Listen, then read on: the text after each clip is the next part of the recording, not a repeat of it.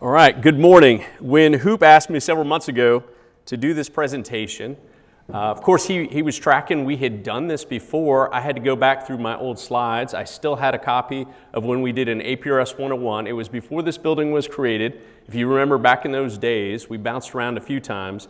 We did this particular one at the Church of Christ up in Brentwood. That's how long ago this has been. I started digging through the photographs and the projects that this club has done that involved APRS and decided there are lots of videos on YouTube on what is APRS, and I don't want to rehash those any more than I need to. Obviously, everyone's got to have a base understanding before we talk about projects we've done as a club. So I will do this in three parts. Part one will be what is APRS, try and make that a quick overview for anyone who's not tracking on APRS. Part two is really the core of it. 10 years of projects involving APRS and W Cares. What did we learn from them? Anyone remember the show Mythbusters? It's still in reruns. I go to a hotel room, I'll be out of town, and there'll be Mythbusters on at like 4 in the afternoon. I used to love that show, but what I really wished is if they would just make a condensed version of it. Like, I just want you to, what did you learn from the project? Did it work or not? And then show me the next one. That's what the middle of this brief is. We have 10 years of projects, and I'm going to condense them down to what did we learn, what worked, what didn't work, would I do it again? Is it something you might be interested in doing? And then the final part is going to be, now what? APRS has been around for over 40 years. You know, what is there left to innovate? There are some things out there. What am I personally looking at? Maybe something you'd be interested in too. So, starting off, what is APRS? It is the automatic packet reporting packet reporting system. I underline packet because sometimes people jumble it up and assume it's the position reporting system, because that's what it's most often used for, either your individual location or a third-party object, like a tower site. We were just talking about repeaters. If you're new to an area, where is the closest repeater to you? It is real-time local area communications. I see sometimes people jam up the network because they're trying to push their reports too far. The idea is who's in my local area that I could switch over to voice and communicate with right now. And as I mentioned before, this was first developed in 1982 for the U.S. Navy. A now silent key, Bob Reniga, he just passed away within the last year or so, created it for the Navy, and then converted that protocol over to something we could use in amateur radio.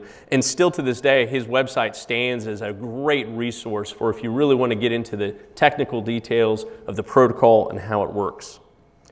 So let's talk about capabilities and limitations. The first one is find friends. This is probably the most popular feature of it. I'm driving down the road, I hit a traffic light, I'm sitting there at the red light, I glance down at a screen, I see, hey, there's Jeff, there's Cliff, hey, there's Scott. And so you know, hey, if I can hear their packet, if my radio can hear their packet, then they can probably hear my voice. So I can turn up that dial and I can talk to them. Discover repeaters. So we were just talking about this. You're new to the area, you're driving through an area you've never been to before, and in a lot of locations, repeater owners or people on behalf of repeater owners will beacon out a third-party object that says, here's the location of this tower, so you know where you are spatially if you're close enough to be in range of it.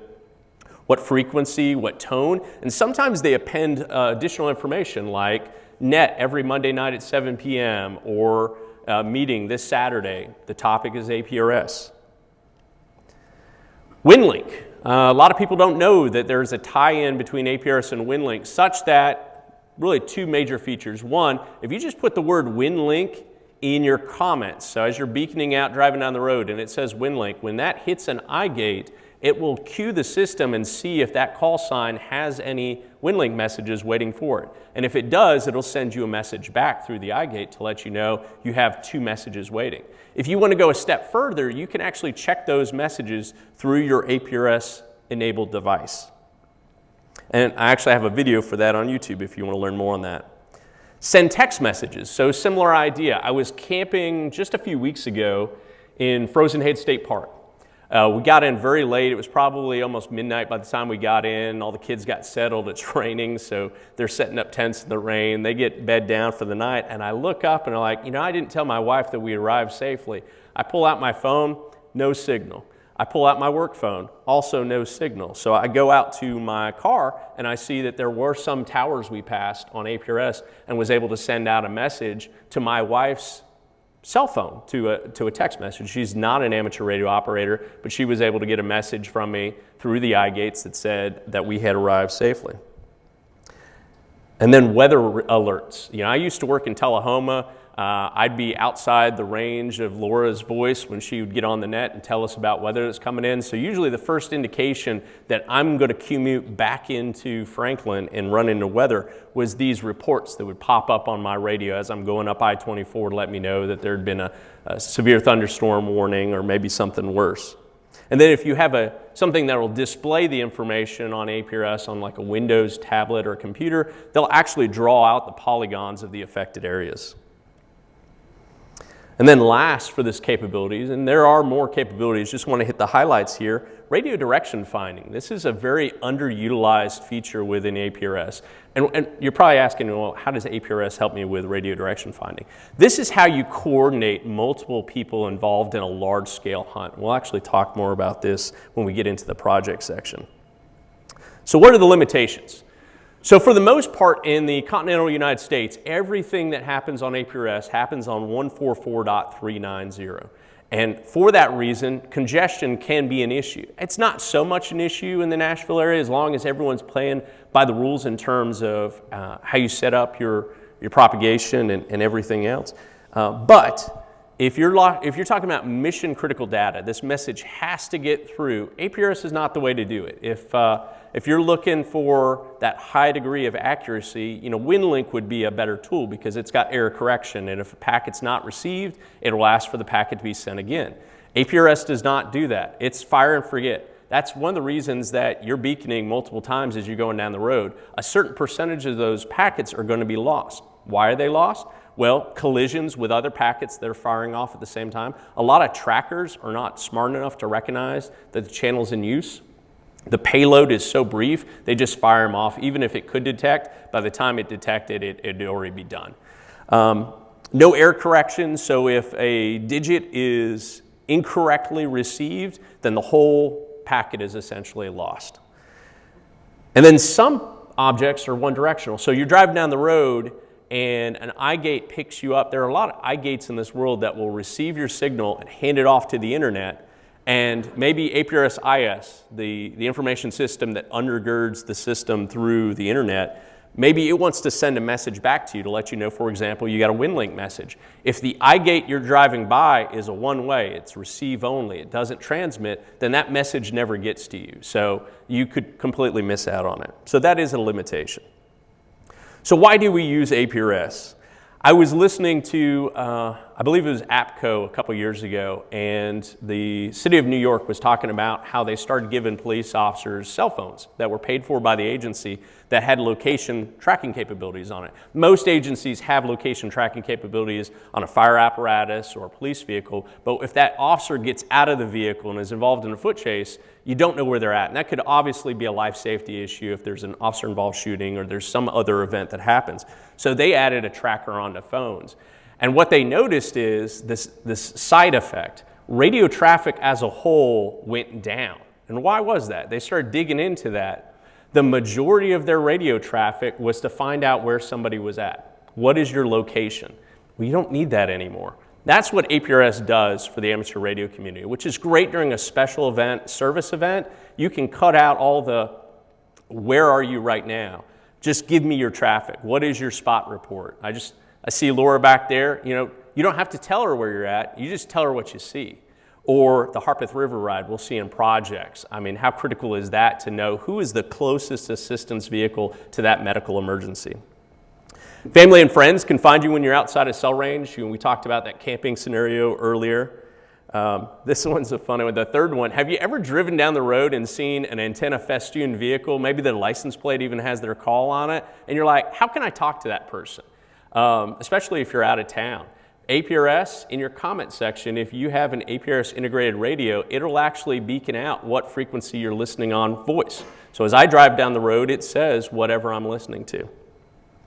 And it's a great way to learn about VHF propagation. So a lot of you are familiar with Whisper, mostly on the HF side, Because APRS packets tend to have not just call sign but location data, if you have digipeaters or iGates that are receiving packets from well outside their normal range, that can be a way to determine that we've got unique propagation happening right now on the VHF bands.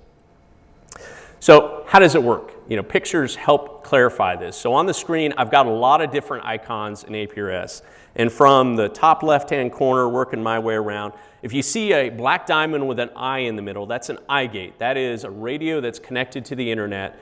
Doesn't guarantee it's two-way communications, but you figure at a minimum, whatever it hears out of the environment, it's going to pass over to the internet so people can see it on sites like APRS.fi or some of the other internet-enabled services.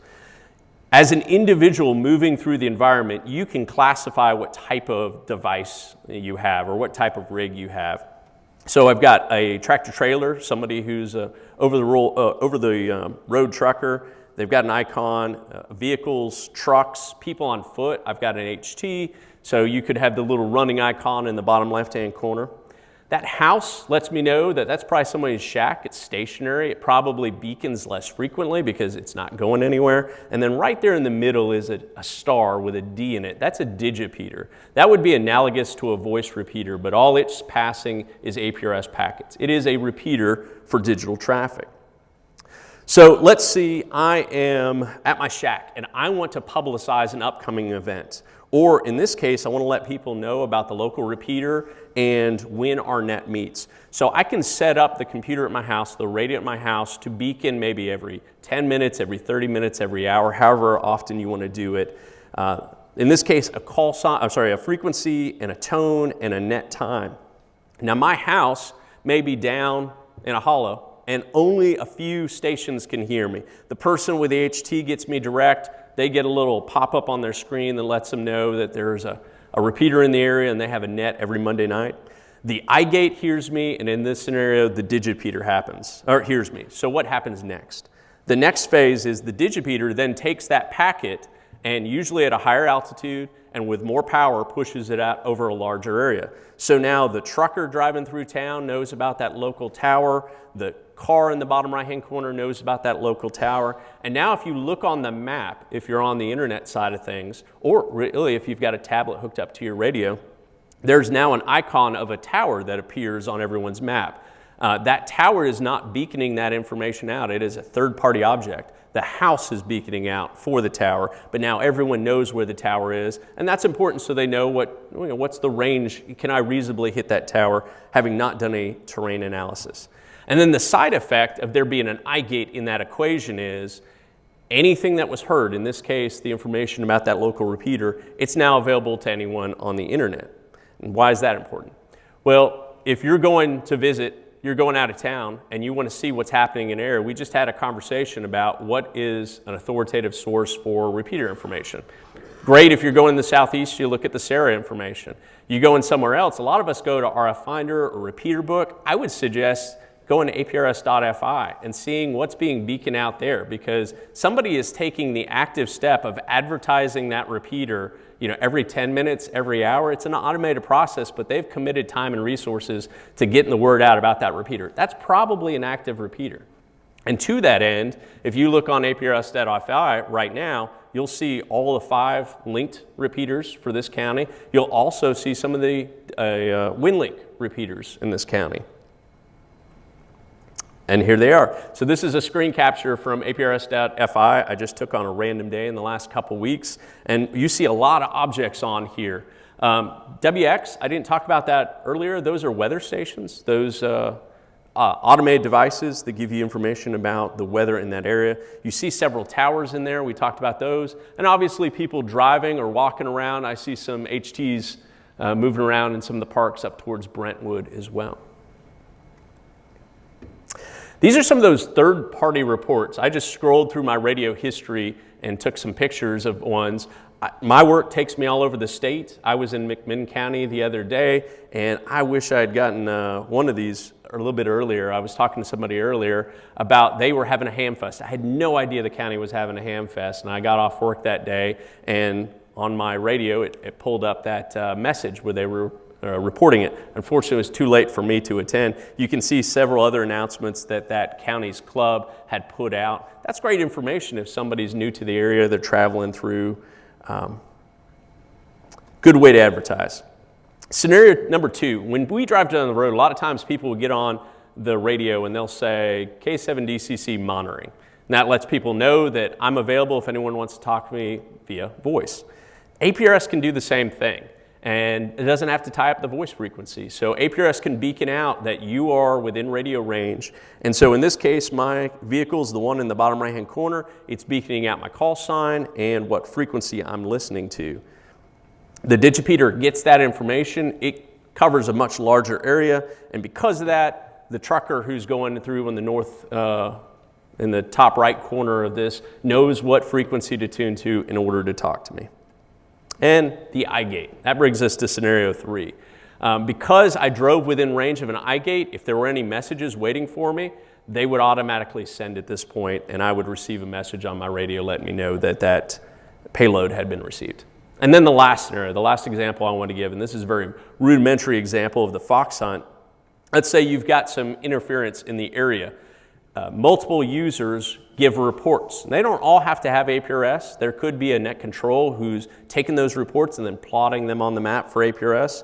But each one of these stations is reporting what direction they've taken. We've got some tape measure Yagis in the back. People are at their homes. They pulled out their Yagis and they're getting a magnetic azimuth. And in the top right-hand corner, that person's saying, I'm getting the strongest signal at 180 degrees. Person in the bottom right-hand corner says strongest signal is 300 degrees, and so forth and so on.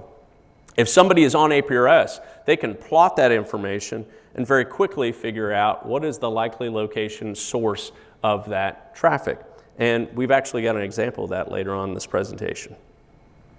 So here are some of programs that I can recommend that I've used in the past that if you want to, I piqued your interest, you're not in APRS right now, and you want to get into it deeper. APRS ISCE 32, it's a long name, but it's a great program, been around for a long time. If you go in the amateur radio room, in the corner of the L-shaped desk, you'll see a monitor facing you as soon as you come in the door. That's APRS ISCE 32. That is plotting all the reports that the Kenwood TM 700 or 710 sitting next to it is receiving. It's also sending traffic on our behalf. This is a Windows-based program. For Android users, APRS Droid is a good one. I know several people in here use it. We're going to talk about some projects that we've used that for. And for Linux users, there's Zaster. I can't give you any recommendations for Mac. I'm not a Mac user. I know those programs exist out there. I just haven't used them personally. Here's a picture of APRS ISCE 32. Again, if you're here today, definitely stop by the amateur radio room, give it a look. All those reports you see on that screen are either ones we're receiving direct. Before this meeting started, we've got about 90 live reports, 90 different stations that it's receiving direct, and probably another 100 that it's pulling from across the internet that's still within a reasonable distance of this building. APRS Droid. This is a low-cost program that you can get on the Google Play Store. If you don't have a radio at all, but you are a licensed operator, you want to put your call sign in there, you can show up on other people's radios through this. You can send messages with them. You can see what's out there.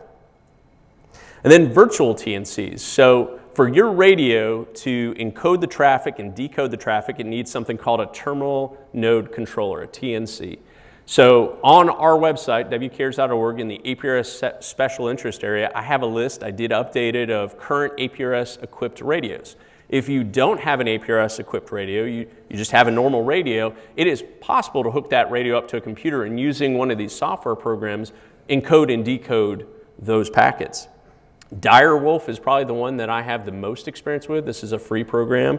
And then there's another one out there that I dabbled with a little bit years ago and I haven't touched in a while, but I did confirm it is still out there, AGWPE.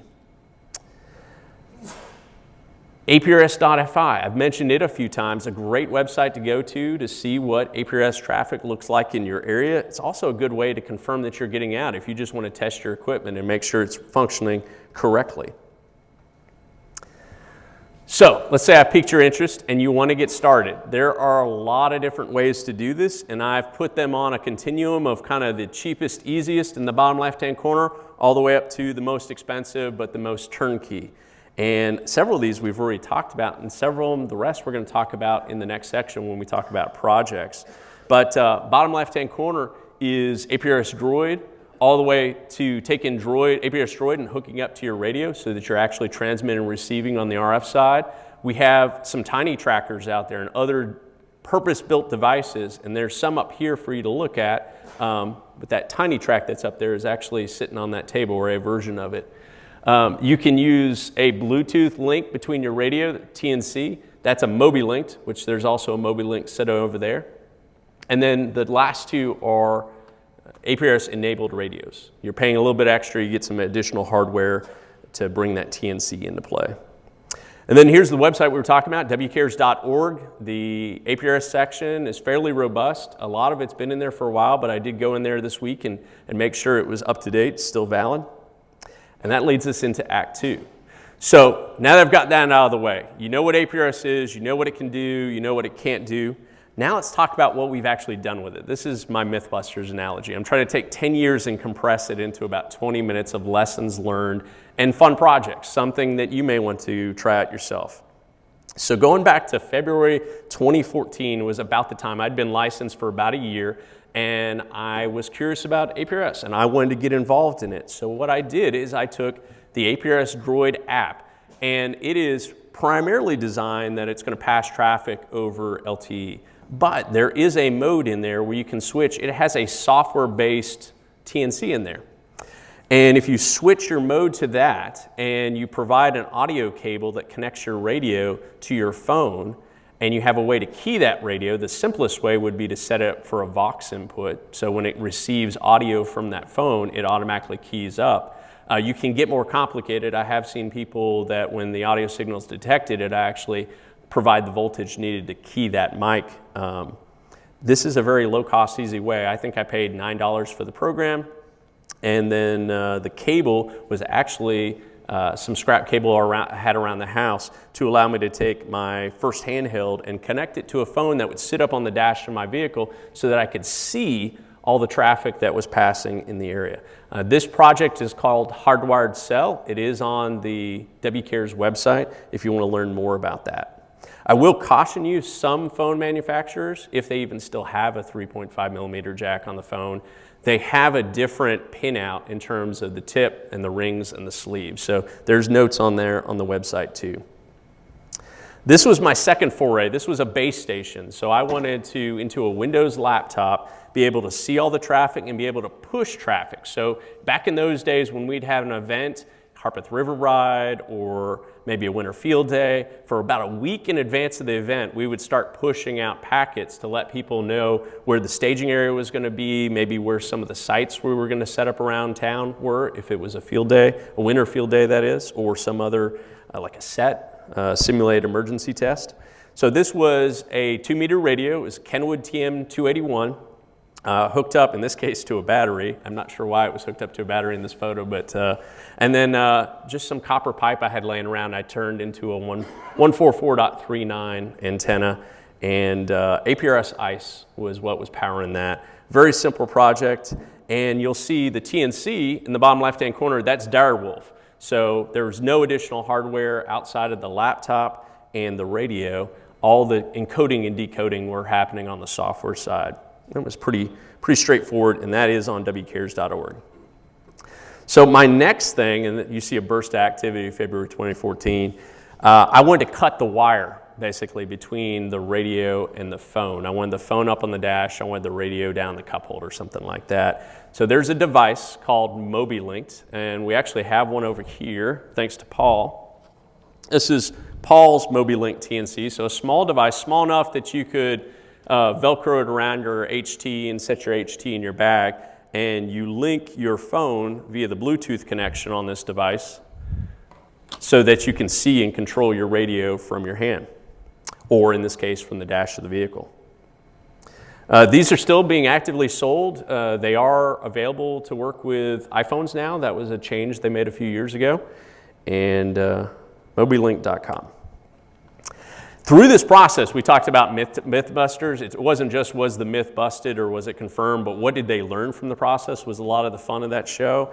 In the process of playing with these APRS packets, I learned as a young technician about propagation, particularly line of sight propagation, vis-a-vis a handheld in a vehicle. We all know intrinsically that a rubber duck antenna inside a metal vehicle is obviously not going to get out as far as it would if it was a real antenna on the roof of the vehicle.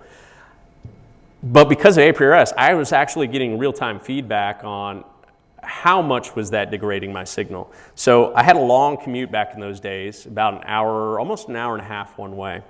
And so I'd send a lot of packets on the way to work and on the way back. So I'd get a lot of data collected up. And what I very quickly realized is on the screen on the left is a screen capture from APRS.FI showing how many packets were actually being received, getting out into the world, at least to a digipeater or an iGate, ultimately to an iGate to make it to APRS.FI. You see basically when I was pulling out of my driveway and then again right before I got to work. And that was it. There was this huge dead zone on I-24. Is that to say there are no iGates? By no means. There are over a dozen iGates and digipeaters in Williamson County and the neighboring counties. There are a lot of iGates and digipeaters across the state. And you can see that as I start doing just minor improvements, putting a mag mount antenna on the roof. Eventually I put a little amplifier in there to go from 5 to 25 watts for that handheld. But even before the amplifier, just getting the antenna outside the vehicle, look at the difference in the number of packets received. Same time of day drive time, the same distance driven, theoretically the same number of packets transmitted, but every red dot on there, and I counted them earlier, there's 25 packets that were received. There's still a little bit of a gap in Christiana. You see APRS-FI just kind of connects those dots.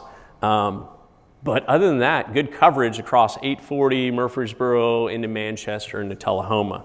So just a lesson learned, you know, handhelds in your vehicle that's suppressing a lot of your signal. This was my first trip up to, what's Dayton? Big convention, largest convention in the world. Hamvention. I can't believe I blanked on this. So this is my first trip to Hamvention, and look at the saturation. So we talked about there can be a lot of packet collisions, but still you're sending so many packets they eventually get out. This is me just driving in the first day. And it was pretty cool going through, must have been Kentucky. I knew there was a traffic jam coming up because all the dots that were equally spaced started to compress really hard. Sure enough, we were in a standstill traffic jam on the way in. Harpeth River Ride, June of 2014. This was Andrew Gossett worked primarily on this side of it. And of course, Cliff had a cool radio tracker so that we knew when the sweeper vehicles or sweeper bikes went by us. But for dispatching the assistance vehicles, Andrew had worked it out where the computer-aided dispatch program, and that's what I've got screen captures are pulled in the APRS data from those assistance vehicles, and so he could decide who the closest vehicle was to deal with that flat tire, that medical emergency, whatever it was. So APRS definitely had a great role in that event for many years. This beast is a project I worked on in 2015. I wanted to, all right, so let me explain this. So you get in your car after work and you fire up your radio. Your screen's blank. There's nothing on there because your radio wasn't on, and so you don't know if your friends are out there yet. Eventually that's going to come with time. The map will start filling in as their packets start getting received by your radio. So I wanted to do this project where APRS stayed on in my car all the time. And so when I sat in my car, I would see all the packets that had been transmitted for the last however long. And so to do that, I put a Kenwood TM281 in the trunk of my vehicle in this milk crate. I put a battery in there. I put a charge controller so that when the vehicle was running, it was charging the battery. When if it wasn't, it cut off from the car battery, so I wasn't draining that battery. And then there was a MobiLink TNC in there to Bluetooth to the phone that was sitting on my dash. And the phone had a USB cable that went all the way back to this battery. So the phone was running off the battery. I say phone, it didn't have cell service. It was an old throwaway phone. So this is a project I worked on. I threw it on YouTube if you're interested in it. It was ugly as all get out, but it was okay. It was strapped down in the back of my trunk and nobody saw it other than the YouTube video. So that was a fun project for a time. I ended up evolving it though into this. In August of 2015, I don't know where I got the idea from. Somebody pointed out that Micro Center in Atlanta was selling open box Windows tablets for $45. So of course you got to buy a Windows tablet for $45. I put APRS ISCE32 on it, hooked it up on the dash of my vehicle, hooked it up to now not the MobiLink TNC and that Kenwood TM281, but I had upgraded to a Yaesu. This was the 400 FTM 400 DRs. When they first came out, they had like an introductory sale on them, and you look at what they're going for now, like it was a screaming deal. But this was great because I would talk about coming home from Tullahoma, and I would see on the map, you know, where the weather affected areas were, or where was that particular weather warning declared for. I added a little bit to this. This was actually a rolling eye gate. So in the top left-hand corner, you can see Freedom Pop. I don't know if they're still around, but they used to offer really cheap cell data plans. So cheap that if you were under 500 megabytes a month, it was actually free. So $10 for the hardware. It had a GPS in there. That's how I was pulling GPS data, because that Windows tablet did not have a GPS in it. And so it would pull from APRS IS and also from the radio, from the RF side. So I talked about Bob Reniga, the creator of APRS. He had this thing going called Golden Packet, where he would recruit people to set up stations at ridge lines and mountaintops all the way across the Appalachian Trail. And what they wanted to do was initiate a packet in North Georgia and have that packet repeat all the way up the Appalachian Trail until it got to Maine, and they confirmed receipt and then sent back an acknowledgement. I always thought that was cool. I wanted to do a Tennessee Golden Packet from like Memphis to Bristol. I haven't done it yet, but in 2015, noticing the patterns of what were the strongest digipeaters in Tennessee, I was down in Chattanooga for a convention, drove up to the top floor of the convention center parking deck. So that's my car by the Marriott in Chattanooga.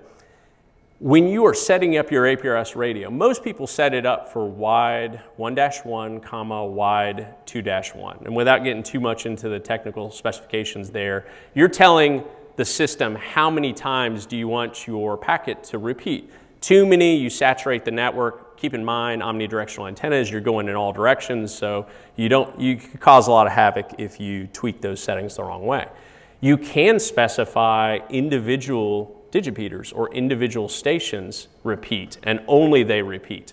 So what I did here is I had noticed from my house in Franklin, I could fairly routinely pick up packets from the digipeater in Cookeville. And when I was down in Chattanooga visiting, I would notice I'd get the same packets from that Cookeville station, even though I was in Chattanooga. So I got up on the top of this building and I changed my propagation path to a digipeater in Chattanooga, a digipeater in Cookeville, that K4UAN-3, and then my home station. Not to digipeat it, but to receive it. And sent the packet. So this was my mini Golden Packet, and it worked immediately. I could log into my computer at home and see remoting in when it received the packet, and it worked really well. So that was a fun project. I learned more about path propagation. Around 2016, several of us in WCARES got really interested in search and rescue. There was a teenager that went missing in Nolensville. He was found several days later. Turned out he had run away from home. He was kind of camped out in the woods. It took about a week though before that search was resolved, and some of the folks in the county EMA had suggested some of us get some additional SAR training, and that through that training and the radios we could assist in future events. So in 2016 we started really deep diving into this subject and determined that APRS could be a great tool for tracking the location of those teams. You'll notice if you've done any SAR classes, one of the problems that can manifest is, let's say this is incident command. You've all come in, you're members of different SAR teams. And I give each table a different area of responsibility. I've given you some grid coordinates. I want you to go to this box on the face of the earth, and I want you to search it thoroughly and then report back in. Sometimes teams go out there and they think they're in their search segment, and they're really not. Because of poor land navigation skills or whatever it may be, they're absolutely convinced they've saturated the area they were assigned, but really they were in somebody else's area. So an area went unsearched. A lot of times that's not recognized until the teams come back in. For the last 20 years, people have had GPS units where they would upload their tracks, and at the end of the operational period, they would overlay all those tracks on the map, and by that time, I'm not going to say it's too late, but you've missed a whole operational period. Now you got to dispatch another team to an area to make sure that area was covered. So the theory we had is, what if each team had an APRS equipped radio and they were sending back live position reports from the area? So like the Mythbuster story, sometimes it works and sometimes it doesn't. So we actually tested this. There was a state exercise between Tennessee Emergency Management Agency, the Tennessee National Guard, Tennessee State Parks, and several WCARES members. So for every state park and National Guard team, we embedded one amateur radio operator with a handheld with APRS. And they were beaconing out as they went across South Cumberland State Park. Now, what worked and what didn't work? Obviously, great coverage up until you start getting too far for those simplex transmissions for 144.39. So the lesson learned there was you got to get a digipeater up at a high site to cover your search areas. So we could have overcome that for a one-day exercise. We didn't go to those links. And obviously, if you're in an area that's already got established digipeaters, you're good. Now, technology has evolved. Now most search teams carry a cell phone app called SARTOPO, CalTopo, or even Team Awareness Kit. And so they are sending back that live data if they've got cell service, obviously if you've got that cell service. We saw that in Sumner County. Sebastian Rogers here recently, all the teams that were in that area, they were either carrying their own personal phones or an issued phone, and they were reporting back that information. You could see all those track lines live. So the technology has evolved to the point where we almost don't need it unless you get in an area where it's cellular denied or deprived. But it was some fun experimentation. This is a picture from the trunk of my vehicle. We were doing an exercise at Marcella Viverette Smith Park in Brentwood using the equipment. Again, if you've got this coverage, then it works great. Direction finding. So 2018, this county had a unique opportunity. They were transitioning from their conventional repeater system to a P25 trunked repeater system. And while you had that window of opportunity with two overlapping coexisting repeater systems, Bill Jorgensen, who spoke last month, wanted to test the new system. While he had all the Motorola reps there before we had signed the final, all right, we accept the project, it works as advertised, he wanted to try and jam it. And he did. He set up some transmitters across the county and then used this also as an opportunity for the Amateur Radio Club, for us, for WCARES, to come in and try and hunt at a county scale these jamming stations. So we used APRS, of course. So we had back there in the comms room an APRS map up, and as we were getting radio reports in, we knew where the reports were coming from because all the teams had APRS, so we knew where the call was coming from. And then they would give us a report periodically, nothing heard in this area. So we start drawing circles on the map of where's the vehicle now, and they're hearing nothing. So line of sight from that vehicle, rough swag, we can exclude this entire circle. The transmitter we know is still going, but was not heard by this station at this location. We can eliminate that area. But then when they started hearing something, and they pull off to the side of the road, they had directional antennas, and they could give an azimuth to where it was strongest. So on the computer, we could plot, this is where they're at now, and they're shooting a 320-degree azimuth. And then as those lines start to intersect, you know where the jammer is. So in this particular case, we should have guessed it. Of course, Bill put it on county property. So you see that fire icon in the middle, right where the two lines intersect, fire station. So one of the jamming stations was set up at one of the fire stations off Nolensville Road. So an interesting experiment, worked out pretty well. Now, that information did not have to stay in that room. We were beaconing that out through the RF on the top of this building, through the antenna on this building, back to the field, so those people who are submitting the reports can also benefit from the knowledge of those reports. They would see those plotted icons on the map to let them know where we were hearing some of those devices. And then we're nearing the end of our 10-year period here, so this is really bringing us to today. What are we doing with APRS today? So if you go back in the radio room, as Hoop alluded to, we have an APRS iGate for this building that covers a pretty large area. In the bottom left-hand corner, this number resets every month. So if you go to aprs.fi and you click on our call sign, WC4 EOC, and then the SSID is 10 for this building, you can see that we normally receive packets in about a 50-mile radius around this building. And for this particular month, when I took this screen capture, this was back in September, we received 8,472 packets in that 1 month directly. That means there was no digipeater involved. And then if you add in what was heard from digipeaters, that number grows to 27,455 just from the antenna here received of traffic going up and down 65, east and west on 840, and sometimes east and west on 40, and obviously around town. This is what it looks like plotted, just 1 month's reports, and these were just direct path. These represented 89 separate devices, thousands of packets, but from 89 separate devices. And then if you added in everything we were getting via digipeaters in the area, so we did not hear that radio directly, but a tower repeated it. We heard it from the tower. We submitted it to the internet, and APRS-IS said we were the first one to send it in because they don't take duplicate reports. Those 24,000 equate to this picture. Now, it actually goes further than this, but obviously as I zoom out, it gets really hard to see, so I stayed on Williamson County for this photo. But for this one, this is statewide just for the month of September. I don't know how well you can see that. Fairly well. So we were getting a few stray packets from as far west as Memphis, quite a few from Knoxville and Maryville, several from Chattanooga, several from Cookeville, and a lot from Huntsville. Not what the system was designed to do, but just interesting.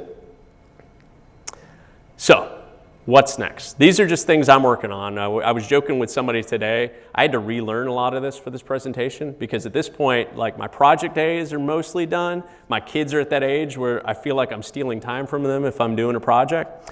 So my projects are much smaller now. They still napped when I did those other projects. So my kids' scout troop, we were on a canoe trip a couple years ago now, and we got really strung out on the river. There was probably 30 kids and adults, and the lead boat was probably 1.5 miles, 2 miles. But I really don't know because I'm the trail boat, and I have no idea how far ahead they are of me. And we have no cell service. This is on the Duck River. The Middle Tennessee Boy Scout Council owns a campsite on the Duck River, and they do a lot of canoe trips at a place called Grimes. So I was talking to one of the other dads about, wouldn't it be great if we had radios up and down the line, but those aren't necessarily going to work. The FRS, the GMRS, because the bends in the river, we're down in a valley. We're probably not going to get line of sight from the front boat to the back boat. I'm like, it'd be really nice if we had APRS, but I know that's a pipe dream because I'm not going to convince everyone to license and everyone to buy a high dollar HT and hope it doesn't get wet. So I've been experimenting with something called Meshtastic, and I bring it up in this context because it is radio based and it is APRS adjacent. Meshtastic devices, how many people are tracking on these? I'm just curious what the saturation is. All right, so 3 people, all right. So this is basically an APRS HT using a different protocol. And the big difference is when it receives a packet, it will automatically repeat the packet up to 3 times by default, hence the mesh name in Meshtastic. The hardware is pretty cheap. It's between $30 and $70. It's on unlicensed spectrum in the 900 megahertz range, the ISM band. You can apply your call sign to it and use amateur frequencies and of course increase the power and do some other things that the unlicensed folks can't do. There are some limitations to it. When I show you the last slide and I show you all the digipeaters in the state of Tennessee, we have a built-out network for APRS. We don't have a built-out network for Meshtastic, nor will we really ever because it's such a short distance. We're talking about a 0.5 watt. And you're not going to put a $30 device at the top of a tower and hope it survives and all this other stuff. So there have been some interesting forays into this. But for this use case, for canoes on a river or backpackers in the woods, I think it has a lot of promise. If you were ever tracking the GoTennas, this is basically an open source GoTenna. And this is what, if you're curious about it, there is a Nashville area group, meshville.org, that have coalesced, mostly on the north side of Nashville, though I am picking up some packets here on the south side of Nashville. Now, how does this intersect with APRS? Well, there is a program called TAC, Team Awareness Kit. It's one of my favorite tools for situational awareness and mapping capabilities. There is a plugin that'll bring Meshtastic into TAC. There is also a program that'll bring APRS into TAC. So it is on my radar that one day I would like to build out a setup where I can pull in APRS and Meshtastic and they can coexist in the same environment. But that's for another day. Right now, because of this talk, I felt some pressure to do something new. So I was poking around, and there are some really low-cost APRS transmitter receiver combos. This is from a company called LilyGo. I was actually familiar with them because they make a lot of the Meshtastic stuff. So I bought this the other day. I put the firmware on it. I've played with it a little bit, but I haven't been able to spend a lot of time with it. It's about $50, but you can tune it to 144.39, send packets, receive packets. It's got a TNC built into it. So more to follow on that as I have time for that project. And then the other thing I would like to do with APRS that I've not done yet is to actually digipeat through the International Space Station. So they actually have a radio committed to that on 145.825. So won't take long to do. I just haven't gotten around to it. So that's the third thing I'd like to do project-wise in the coming future. So I told you the last slide would show you how built out the network is. Kind of hard to see, but every dot on there is a different digipeater or iGate. So you can see that APRS is a fairly built out network. It's not a life safety network. It's not a, I broke my leg on the Appalachian Trail. You might get a packet through, but I wouldn't depend a life on it. But for knowing where your buddy is and if they're up and around, then it's a fine system. So what are your questions for me?